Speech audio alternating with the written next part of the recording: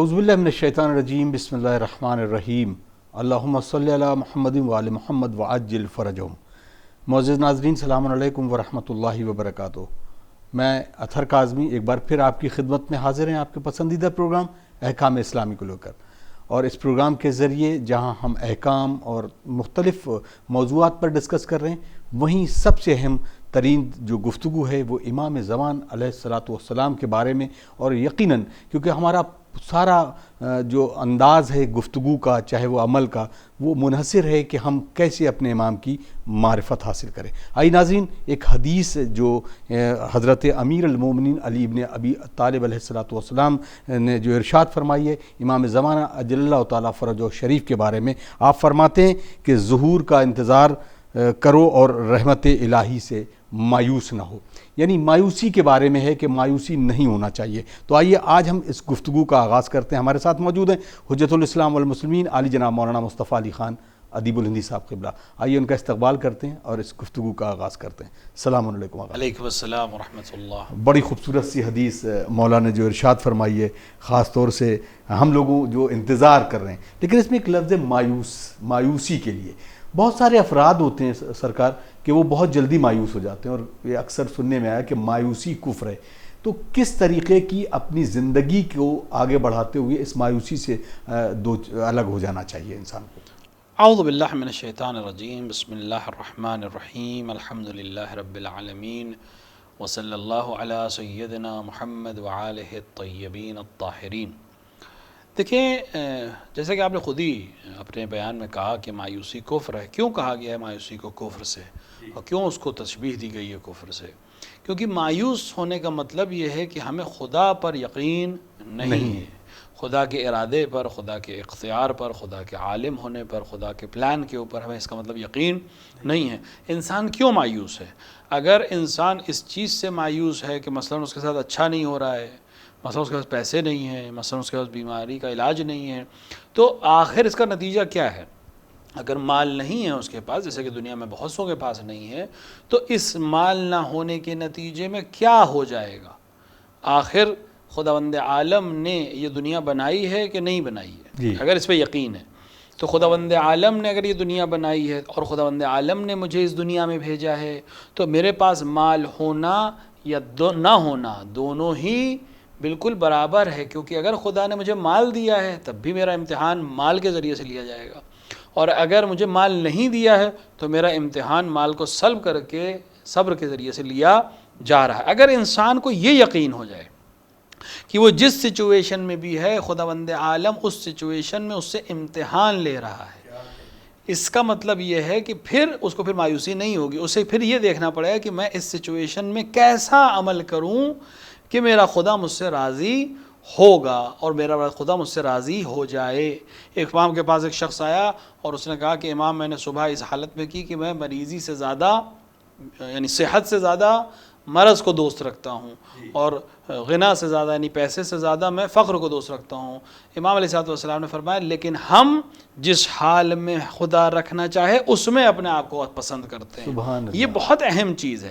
ہم کبھی کبھی تقوی کے معنی کو یا خدا کی رضا کے معنی کو اس میں سمجھ لیتے ہیں کہ ہم غریب ہو جائیں یا ہمارے پاس مریض ہو جائیں، صحت نہ رہے۔ نہیں، ہر وہ سچویشن جس میں خدا آپ کو رکھ رہا ہے اسی میں راضی برضا، اسی میں راضی رہنا، یہ ہے ایمان۔ تو یہ جو کہا گیا مایوسی کفر ہے، اس کا مطلب یہ ہے کہ آپ جس سچویشن میں ہیں اس سچویشن کو آپ اپنی اپنی سمجھ رہے ہیں، اپنی بنائی ہوئی چیز سمجھ رہے ہیں، اور اس کو حل کو بھی اپنے ہاتھ میں سوچ رہے ہیں، مستقل اپنے آپ کو سوچ رہے ہیں، جبکہ خداوند عالم اصل خالق ہے۔ جس دن ہم یہ سمجھ لیں کہ خداوند عالم اصل خالق ہے، ہم کسی بھی سچویشن سے آرام سے نکل جائیں گے۔ روایات میں ملتا ہے، تاریخ میں بھی ملتا ہے، ممکن ہے سچ نہ ہو، حکمت کا ایک جملہ ہو، لیکن اشارہ ہوا کہ ایک بادشاہ نے کسی سے کہا کہ ایک ایسا جملہ لکھو کہ اگر میں بہت خوش ہوں تو رنجیدہ ہو جاؤں، اور اگر بہت رنجیدہ ہوں تو خوش ہو جاؤں۔ تو اس ایک حکیم جو اس وقت کا تھا، وہ بہت پڑھا لکھا انسان تھا، اس نے ایک جملہ لکھا کہ یہ بھی گزر جائے گا۔ کیا کہنے کہ انسان اگر بہت خوش ہے بالآخر گزر جائے گا، بہت غمگین ہے بالآخر گزر جائے گا۔ تو یہ جملہ اگر اسی پر ایمان ہمیں ہو جائے کہ جو بھی وقت ہے بالآخر گزر جائے گا، تو انسان اپنے آپ اس چیز سے باہر آ سکتا ہے۔ اب ظاہر بات یہ کہ انسان کیسے مایوسی سے نکل سکتا ہے، یہی آسان طریقہ ہے کہ خدا پر توکل کے ساتھ، ائمہ علیہ السلام سے توسل کے ساتھ۔ آپ تصور کریں اگر ہم امام حسین علیہ السلام کی مثال دیں، امام حسین علیہ السلام جس حالات میں کربلا میں تھے، جس سچویشن میں کربلا میں تھے، جن طرح سے دشمنوں سے گھرے ہوئے تھے، اگر کوئی عام انسان ہوتا تو اس کو کچھ بھی سمجھ میں نہیں آتا، لیکن امام حسین نے عمل کر کے بتایا کہ نہیں، ان حالات میں بھی خداوند عالم سے جو لوگ توقع رکھتے ہیں اور توسل کرتے ہیں اور اپنا عمل انجام دیتے ہیں، خدا ان کو اتنا زیادہ عزیز رکھتا ہے کہ پھر ان کا ذکر پورے عالم میں اس طرح سے پھیلتا ہے کہ آج 1400 سال گزرنے کے باوجود پوری دنیا میں ہر آن امام حسین کو یاد کیا جاتا ہے، واقعہ کربلا کو یاد کیا جاتا ہے۔ تو انسان جب سختیوں میں پڑے، پریشانیوں میں پڑے، تو ائمہ علیہ السلام کے معاملات کو یاد کرے، خداوند عالم پر توکل کرے، خداوند عالم کو خدا مان کے، حکیم مان کر اور اپنا خالق علیم مان کر اگر وہ معاملات کو دیکھنے کی کوشش کرے تو یقیناً بہت آسانی سے تمام مراحل سے گزر جائے گا۔ جزاک اللہ۔ تو یعنی یقیناً کہ جب ہم مایوسی کا تذکرہ کرتے ہیں تو ہمارے پاس وہ نمونے ہیں جن کے ذریعے جنہوں نے عمل کر کے دکھایا ہے کہ ہم اپنی زندگی کو کیسے خوشگوار کر سکتے ہیں۔ کچھ سوالات آگے کی خدمت میں رکھتے ہیں۔ السلام علیکم۔ انشا زہرا لکھنؤ سے سوال کرتی ہیں، روزہ رکھ کر سفر پہ جانا ہے اور صبح میں جانا ہے اور نیکسٹ ڈے صبح میں ہی واپس آنا ہے، تو روزے کے لیے میرا روزہ باقی رہے گا یا پھر قصر ہو جائے گا؟ دیکھیے، مسافر کے روزے کے احکام بہت واضح ہیں۔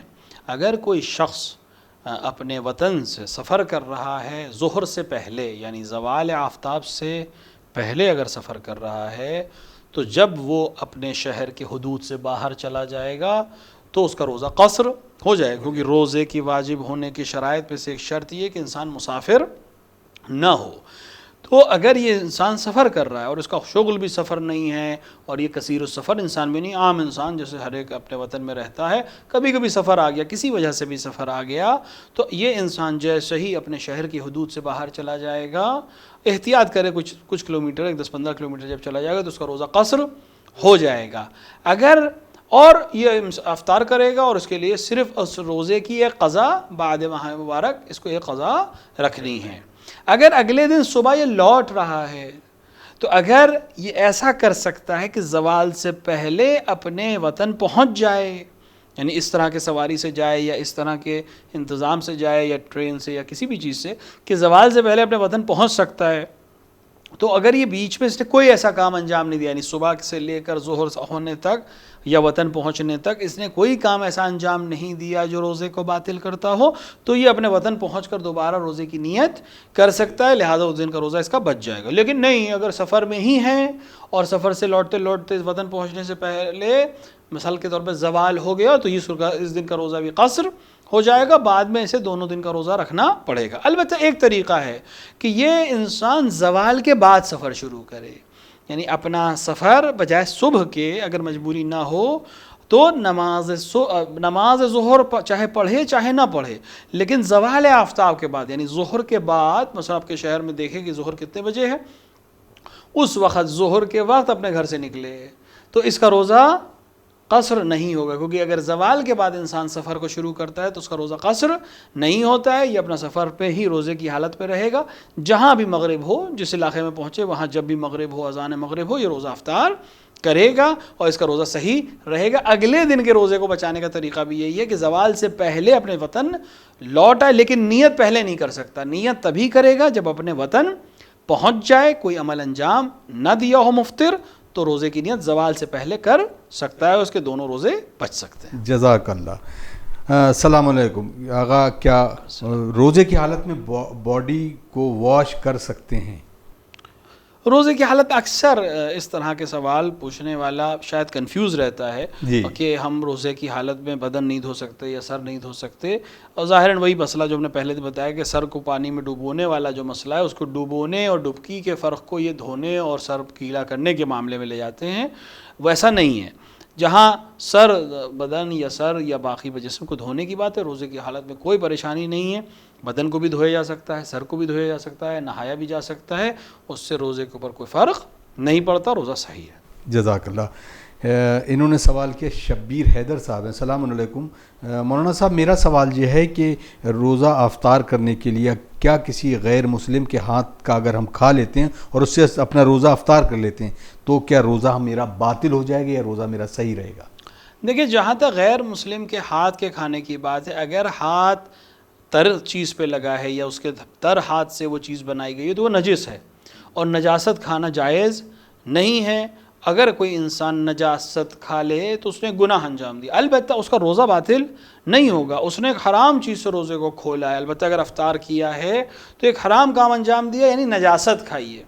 خب نجاست کھانے کا مسئلہ یہ ہے کہ انسان نے غلط کام انجام دیا، لیکن اس سے روزہ باطل نہیں ہوگا۔ اسے مثال کے طور پر اپنے کوئی کھانا جو نجس ہو جائے، مثال کے طور پر کسی وجہ سے بھی نجس ہو جائے، نجس کھانا کھا لے افطار کے وقت میں، تو اس نے نجاست کھانے کا گناہ انجام دیا ہے، لیکن اس کا روزہ باطل نہیں ہوگا۔ البتہ اگر کافر کے ہاتھ سے کوئی، اگر غیر مسلم کے ہاتھ سے کوئی چیز ایسی لے لے جو تر نہ ہو، مثلا کوئی پھل ہو یا میوہ ہو جو اس کے ہاتھ سے، یا پیکڈ کوئی چیز ہو اور اس نے صرف ایسی آپ کو دی ہے، اس کو کھانے میں پھر بھی کوئی اشکال نہیں ہے۔ یا مثال کے طور کے اوپر ہمیں معلوم ہے کہ اس کے اندر ہاتھ نہیں لگا ہے، گلوز پہن کے یہ کام کیے گئے ہیں، تب بھی کوئی حرج نہیں ہے۔ کبھی کبھی مجبوری ہو سکتی ہے، کسی ایسی جگہ ہے جہاں انکار نہیں کیا جا سکتا اور کھانا ضروری ہے، یا نہ کھانے کے نتیجے میں تمام امت کے اوپر حرف آ سکتا ہے، تو وہاں یہ کام انجام دیا جا سکتا ہے۔ روزہ صحیح ہے ولو اس کا عمل صحیح نہیں ہے، یا مجبوری کا عمل ہے۔ بہت شکریہ آغا۔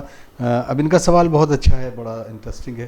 مجاہد حسین صاحب سوال کرتے ہیں کہ میں ایک کلاس 1 افسر ہوں اور مجھے اکثر کر کے روزہ افطار پارٹی میں جانا پڑتا ہے، جہاں ہمارے بہت سارے برادر ہیں جو پہلے روزہ افطار کرتے ہیں، اور وہاں جا کر انتظار کرنا بڑا عجیب سا لگتا ہے۔ تو میرے لیے یہ کیا حکم ہے؟ کیا میں ان کے ٹائم پر روزہ افطار کر لوں یا اس کے بعد انتظار کروں؟ نہیں، کسی کے انتظار کی وجہ سے بھی آپ وقت سے پہلے روزہ نہیں کھول سکتے ہیں۔ روزہ آپ کو کھولنا اجازت نہیں دی جا رہی ہے۔ اگر مثال کے طور پر جان کا مسئلہ ہوتا ہے، تقیہ کا مسئلہ ہوتا ہے، ایک الگ حکم ہے، لیکن وہ اللہ اگر کوئی انسان پہلے سے مثال کے طور پر ظہر میں آپ کو کہیں دعوت دی جائے رمضان میں، اور آپ کسی پارٹی میں جائیں یا کسی کانفرنس میں جائیں اور وہاں ظہر کے اوپر آفٹرنون میں لنچ رکھا گیا ہے، تو آپ نہیں کھا سکتے کہ بولو 4 لوگ انتظار کر رہے ہوں، 20 لوگ آپ کا انتظار کر رہے ہیں، آپ روزے سے ہیں۔ اسی طرح آپ ان کو بیان کر دیں کہ آپ، بلکہ یہ موقع ہوتا ہے کہ آپ اصل واقعیت کو لوگوں کے سامنے، کیونکہ اکثر ہمارے جو دیگر افراد ہیں، مسلمین ہیں، دیگر مذاہب کے عام لوگ واقعات کو نہیں جانتے ہیں، واقعیت کو نہیں جانتے ہیں۔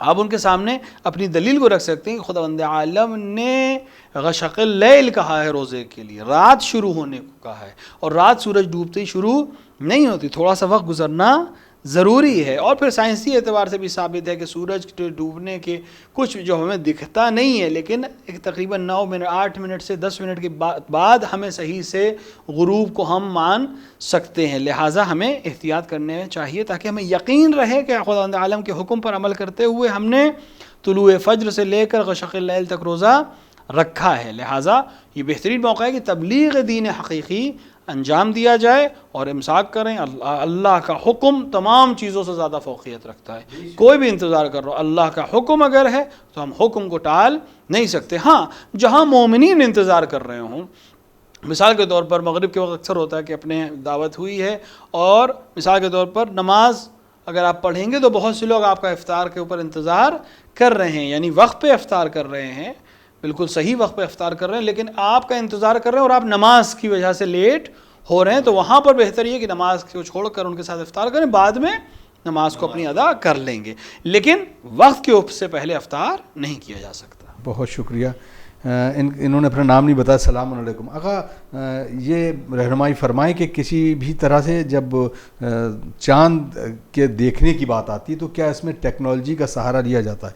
اکثر کر کے کچھ لوگ پہلے سے تاریخ بتا دیتے ہیں، تو کیا یہ صحیح طریقہ ہے شریعت الہی میں؟ دیکھیے، پہلے سے تاریخ جتنے لوگ بھی بتاتے ہیں وہ ایک تخمینہ دیتے ہیں، یعنی اندازہ لگاتے ہیں کہ اس طرح چاند کی حرکت کو دیکھتے ہوئے، چاند کی رفتار کو دیکھتے ہوئے اس وقت یا اس دن چاند نظر آنا چاہیے۔ ٹیکنالوجی کی مدد سے اسلام نے منع نہیں کیا ہے، لیکن چونکہ رؤیت کا اطلاق دوربین پر یا ٹیلیسکوپ پر نہیں ہوتا، انسان کی نیکڈ آئیز پہ ہوتا ہے، لہٰذا علماء اس پہ متفق ہے کہ آپ مدد لے سکتے ہیں ٹیکنالوجی سے، لیکن رؤیت تبھی ثابت ہوگی جب عام انسان اس کو اپنی آنکھ سے دیکھ سکتا ہو۔ ولو شہر کے 4 لوگوں نے دیکھا اور ان کے کہنے پہ اطمینان ہو جائے، وہی کافی ہے. لہٰذا ٹیکنالوجی کی مدد لی جا سکتی ہے. پہلے سے جو لوگ اعلان کرتے ہیں ان کا مقصد یہ ہوتا ہے کہ چاند نظر آنا چاہیے. ٹیکنالوجی ہم کو یہ بتا رہی ہے کہ چاند کی حرکت اور چاند کے جو اوپر جو مثال کے طور پر جس ایکسل پہ ہے یا جس اینگل پہ ہے اور جس طرح سے ویکسنگ ہو رہی ہے اور جس طرح سے سورج کی روشنی پڑ رہی ہے اس اینگل پہ اس شہر میں اتنے بجے دکھائی دینا چاہیے. وہ تمام چیزیں اپنی جگہ پہ تسلیم ہیں, ہم ان کو مانتے ہیں, قبول کرتے ہیں, لیکن رؤیت تبھی ثابت ہوگی جب ہم اپنی آنکھ سے اس کو دیکھ سکیں. البتہ اپنی آنکھ سے یعنی عام انسان اس کو دیکھ سکے. بہت شکریہ. حسن ناغا صاحب کا سوال ہے, کیا گھر میں نماز سے پہلے عورتیں اذان دے سکتی ہیں اور کیا یہ ضروری ہے اور اس کے لیے کیا طریقہ ہے وہ بتا دیجیے. اذان اور اقامت ہر وہ انسان جو نماز پڑھ رہا ہے وہ اذان و اقامت کہنا اس کے لیے مستحب ہے. اگر گھر میں خاتون نماز پڑھ رہی ہے تو اذان و اقامت کہہ سکتی ہے, بہترین عمل ہے, اس کا ثواب اسے ملے گا. البتہ اسے بلند آواز سے یا نامحرم کی حد تک اس کی آواز اگر پہنچے تو اس کو آہستہ اذان اور اقامت کہنی چاہیے. نامحرم کے کان تک اس کی آواز نہ پہنچے وإلا اذان و اقامت اپنے آپ پہ کہنا مستحب ہے. چاہے مرد گھر میں نماز پڑھ رہا ہو چاہے خاتون گھر میں نماز پڑھ رہی ہو, اذان و اقامت کہہ کر نماز پڑھنا مستحب عمل ہے. البتہ میں نے کہا مستحب عمل ہے, یعنی اگر انسان نے نماز میں سے پہلے واجب نماز سے پہلے اذان اور اقامت کہی تو اس کا ثواب بڑھ جائے گا. اس کو اذان کہنے کا ثواب ملے گا, اقامت کہنے کا ثواب ملے گا اور نماز کا ثواب ملے گا. لیکن اگر اس نے اذان نہیں کہی یا اذان و اقامت دونوں نہیں کہی, کسی وجہ سے حتیٰ جان بوجھ کے نہیں کہی, صرف نماز پڑھی, تب بھی اس کی نماز صحیح ہے. جزاک اللہ, بہت بہت شکریہ آغا. ایک اور سوال ہے, انہوں نے سوال کیا ہے کہ جو لوگ والدین کے پہ ظلم کرتے ہیں اور اس طریقے سے انہیں پریشان کرتے ہیں تو ان کے لیے جو واجب عمل وہ ادا کرتے ہیں تو کیا اس پہ عمل پر بھی حرف آئے گا یا وہ ان کا کرنا ضروری ہے؟ نہیں, دیکھیں دو الگ الگ چیزیں ہیں. ایک دفعہ ہے کہ ہم اپنے واجبات پر عمل کریں, وہ تو بہرحال انجام دیں کیونکہ خدا کی طرف سے ہم پہ فرض ہے. مثلا خدا کی طرف سے فرض ہے نماز پڑھنا, خدا کی طرف سے فرض ہے روزہ رکھنا, خدا کی طرف سے فرض ہے حج کرنا اور باقی تمام فروعات دین. اسی طرح خدا کی طرف سے فرض ہے والدین کی اطاعت کرنا یا ان کا احترام کرنا. یعنی لا تقولوا لهما اف کا جملہ ہے قرآن میں کہ اف بھی نہ کہو. اف, امام علیہ الصلوۃ والسلام نے فرمایا کہ اف سے چھوٹا کوئی لفظ ہوتا تو خداوند عالم اس کو استعمال کرتا, چہ بسا کی اذیت کرنا اور ظلم کرنا. لیکن اس کا یہ مطلب نہیں کہ انسان اگر ظلم کر رہا ہے یا کوئی غلط کام کر رہا ہے تو دوسرا واجب ترک کر دے کہ میں جب یہ کر رہا ہوں تو یہ تو اور زیادہ مسئلہ ہو جائے گا. تو اپنے واجب, لیکن یہ خیال کرے کہ جب میں نماز پڑھ رہا ہوں خدا کے حکم سے تو اسی خدا نے جہاں نماز کا حکم دیا ہے کہ میری عبادت کرو وہیں کہا وہ بالوالدین احسانا, میرے علاوہ کسی کی عبادت نہ کرو اور والدین کے ساتھ احسان کرو. تو احسان کا حکم دیا ہے, یہاں پر فرض کی بات نہیں ہو رہی, احسان کی بات ہو رہی ہے. اور احسان ہماری اردو زبان والا احسان نہیں ہے. احسان کا مطلب یہ ہے کہ وہ عمل جس کی توقع ماں باپ نہ رکھتے ہوں. اگر ایک انسان سے والدین کوئی چیز کہہ دیں اپنی زبان سے, مثلا والد فون کر کے کہہ دیں کہ مجھے میری دوا ختم ہو گئی ہے بیٹا میرے لیے دوا لے آنا, یا ماں فون کر کے کہہ دیں کہ میرے پاس گھر میں کھانے کو کچھ چیزیں کم ہیں تم میرے لیے روٹی لے آنا یا چاول لے آنا یا اناج لے آنا. اب یہ اگر آپ پہنچائیں تو یہ احسان نہیں, یہ فرض ہے کیونکہ انہوں نے تقاضا کیا ہے تو آپ پر واجب ہے اس چیز کو ادا کرنا, خصوصاً کھانے پینے کے معاملات میں اور لباس اور مثال کے طور پہ علاج کے معاملات میں. لیکن ایک دفعہ ہے کہ آپ ایسے ہی اپنے والدین کے لیے کوئی اچھی چیز لے جائیں, آپ کو پسند ہے, مثال کے طور پہ آپ کو پسند ہے کہ میرے والد کو مثال کے طور پہ کوئی خاص مٹھائی پسند ہے یا کوئی خاص پھل پسند ہے, انہوں نے آپ سے فون پہ تقاضا نہیں کیا ہے, انہوں نے کہا بھی نہیں ہے, آپ خود بازار سے گزر رہے تھے, آپ کی نظر پڑی, والد یا والدہ یاد ہیں, آپ لے کے چلے گئے, یہ احسان ہے.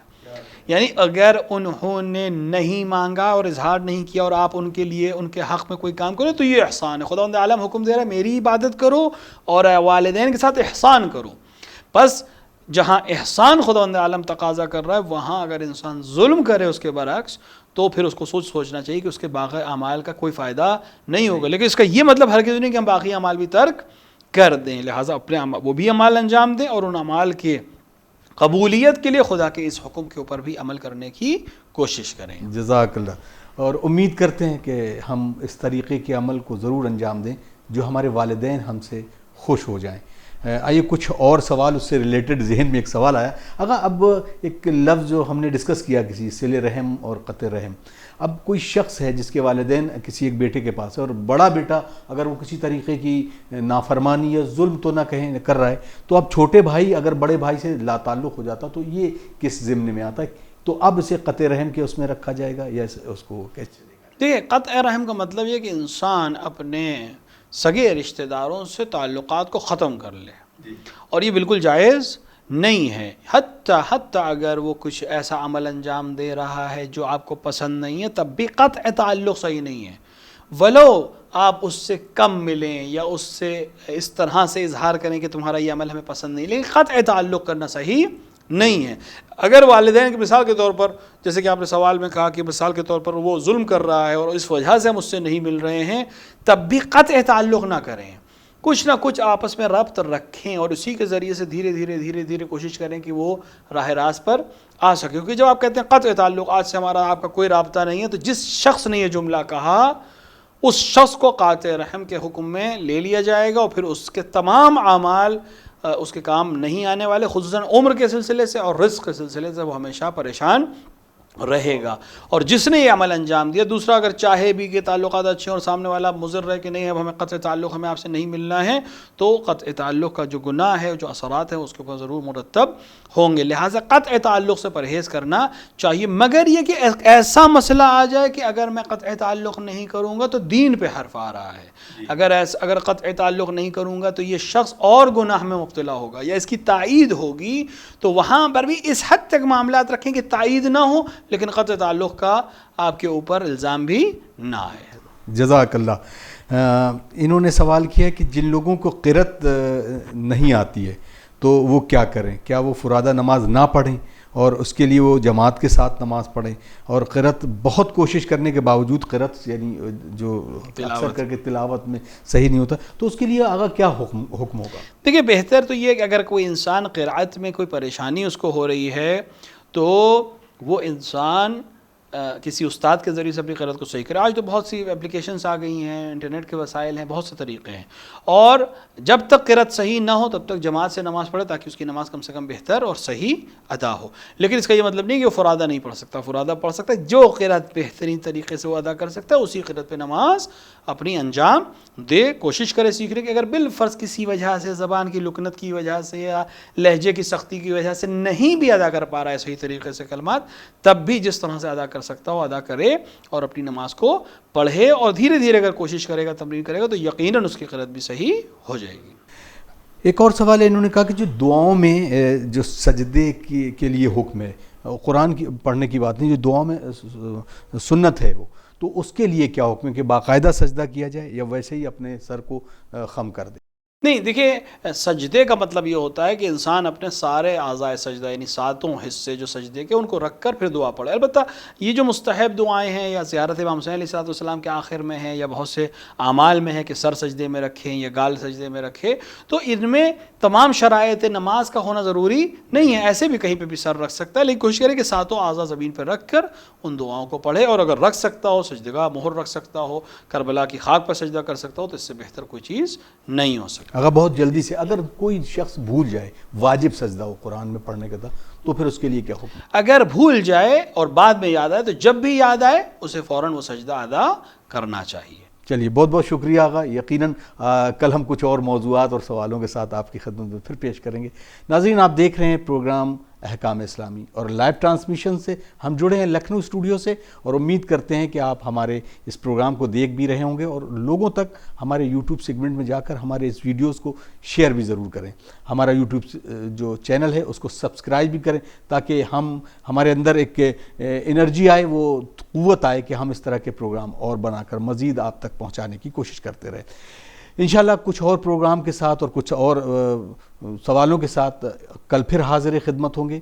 آپ سے پھر گزارش ہے، ہم اس طرح کے پروگرام جو پیش کر رہے ہیں اس میں آپ کی تعاون کی بھی ضرورت ہے. دیے گئے ڈسکرپشن کے ذریعے جو بینک کی ڈیٹیلز ہے، آپ اپنا تعاون ہم تک پہنچا سکتے ہیں، اور امید کرتے ہیں کہ آپ اس تعاون کے ذریعے ہم سے جڑے بھی رہیں گے اور جس سے تعلیمات معصومین کی ترویج بھی ہوتی رہے گی. تو انشاءاللہ کل پھر حاضر ہوں گے. تب تک کے لیے اپنے میزبان اطہر کاظمی کو اجازت دیجیے. آئیے مل کر ہم دعا کرتے ہیں آقا کی ظہور کے لیے. اللہم اجل لولیک الفرج.